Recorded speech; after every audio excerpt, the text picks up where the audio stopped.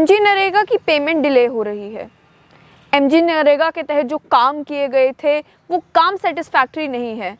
अलग अलग तरीके की बातें एमजी नरेगा के बारे में सुनने को मिलती है गांव देहात में, लेकिन जो स्टेट परफॉर्मेंस रिपोर्ट मेरे पास है साल 2018-19 की, उसमें जो रेवलेशंस की गई हैं जम्मू कश्मीर में एमजी नरेगा की हकीकत बयान की गई है। ये कहा गया है कि 2018-19 फाइनेंशियल ईयर में सिर्फ 1% वर्क कंप्लीशन रेट था, यानी कि जो काम टेकअप किए गए उसमें से केवल 1% काम कंप्लीट किए गए। टोटल मैं आपको बता दूं कि 1,44,000 नए काम और पुराने काम मिलाकर काम 2018-19 में टेकअप किए गए। अब वो काम कई तरीके के थे। रूरल इंफ्रास्ट्रक्चर डेवलपमेंट का काम था, उसके अलावा public works relating to national resource management था, इंडिविजुअल एसेट्स यानी कि जो गरीब लोग हैं, वनरेबल सेक्शंस हैं, उनके जो छोटे मोटे कामकाज थे वो सारे काम मिलाकर लगभग 1,44,000 काम टेकअप किए गए। लेकिन पूरे कितने हुए? 17,345। तो आप समझें कि जब काम ही नहीं हुए तो पेमेंट कहाँ की। अब पेमेंट की भी बात करते हैं। अप्रूव्ड लेबर बजट 4 करोड़ था। पर्सन डेज जनरेट किए गए 276 लाख। वहीं टोटल जो खर्चा किया गया वो था 658 करोड़। उसमें से वेजेस के ऊपर, यानी कि जिन लोगों को Mahatma Gandhi national rural employment guarantee act के तहत एम्प्लॉय किया गया, गांव देहात में काम दिया गया, लेबर का काम सौंपा गया, उनकी वेजेस में, उन्हें तनख्वाह देने में कितने पैसे खर्च किए गए? 440 करोड़ रुपए ये एक्सपेंडिचर इनकर किया गया। काम 1% हो और खर्चा 440 करोड़ रुपए हो तो किस तरीके से ये पेमेंट्स क्लियर की जाएंगी?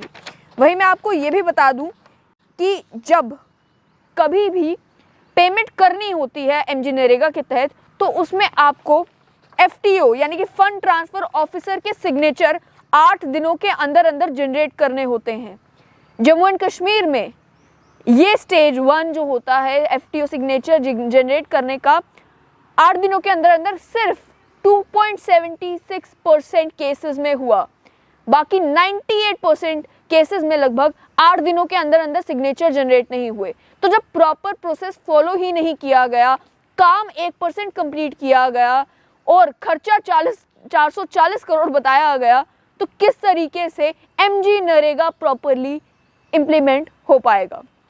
वहीं आगे बात करते हैं, क्योंकि कई सारी रेवलेशन इस रिपोर्ट में की गई।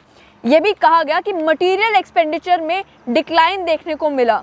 मटेरियल एक्सपेंडिचर 2018-19 का 30% था, जबकि उसे 40% होना चाहिए था। यानी कि आपका खर्चा ज़्यादा और रोज़गार जनरेट करने पर है, खर्चा इस बात पर नहीं है कि जो आप इंफ्रास्ट्रक्चर क्रिएट कर रहे हैं एमजी नरेगा के तहत उसमें अच्छा मटेरियल इस्तेमाल किया जाए।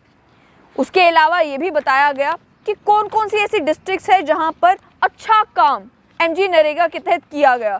तो उसमें 2 ही डिस्ट्रिक्ट्स का नाम है, एक बारामूला और एक कुपवाड़ा।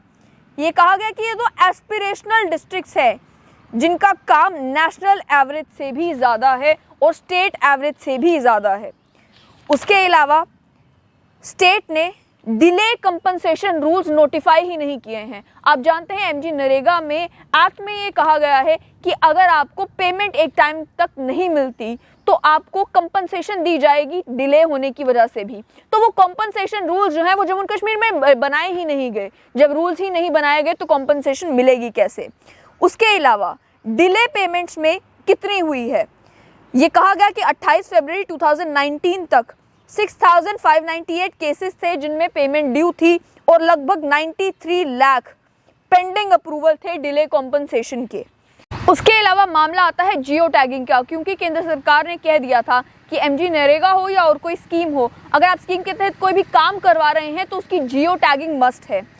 जियो टैगिंग की अगर बात की जाए तो 2017-18 में 83% कामों की जियो टैगिंग जो है एमजी नरेगा के तहत की गई थी, लेकिन 2018-19 में सिर्फ 10.16% केसेस में 10.16% जो काम कंप्लीट किए गए उनकी जियो टैगिंग की गई। Total work completed 1%। उस 1% में से भी पूरे काम की जियो टैगिंग नहीं की गई, केवल 10% की जियो टैगिंग की गई। रिवर रिजुविनेशन का कोई भी काम जम्मू कश्मीर में टेकअप नहीं किया गया। रूरल हार्ट की अपग्रेडेशन का कोई भी काम जम्मू कश्मीर में टेकअप नहीं किया गया। इंडिविजुअल एसेट जो वनरेबल सेक्शन है, जिसमें शेड्यूल कास्ट आते हैं, शेड्यूल ट्राइब आते हैं, जो बीपीएल फैमिलीज हैं, बिलो पॉवर्टी लाइन फैमिलीज हैं, उनके इंडिविजुअल एसेट्स, यानी कि किसी के घर की छत टूटी हुई है, किसी का छोटा मोटा काम पेंडिंग है, जो उसकी अपग्रेडेशन का काम करना था, उसके इंफ्रास्ट्रक्चर डेवलपमेंट का काम करना था, वो नेशनल एवरेज के कंपैरिजन में लो था। नेशनल एवरेज 66% है, जम्मू एंड कश्मीर में 12% वो काम किए गए।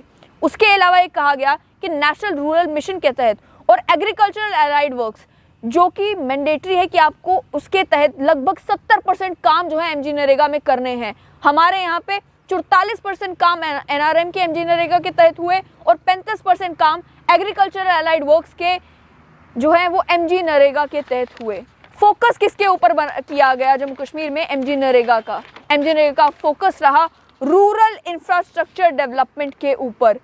65% काम जो टेकअप किए गए वो रूरल इंफ्रास्ट्रक्चर डेवलपमेंट के थे, यानी कि गांव में सड़क है, गांव में कोई स्कूल की दीवार है, गांव में जो काम है उन्हें ठीक करने के लिए, उन कामों को पूरा करने के लिए एमजी नरेगा का इस्तेमाल किया गया। लेकिन आप भी जानते हैं और मैं भी जानती हूँ कि जब आप गांव में जाते हैं और गांव में पता करने लगते हैं कि यहाँ की सड़कें कैसी हैं, कि यहाँ के स्कूल कैसे हैं, कि यहाँ के लोग अपनी ज़िंदगी कैसे जी रहे हैं, कि यहाँ की जो बेसिक फैसिलिटीज़ है क्या वो पूरी हो रही है, कि गांव में इंफ्रास्ट्रक्चर की क्या हालत है, तो आपको ये मालूम चलता है कि ये 65% काम केवल कागज़ों में है, असलियत कुछ और है।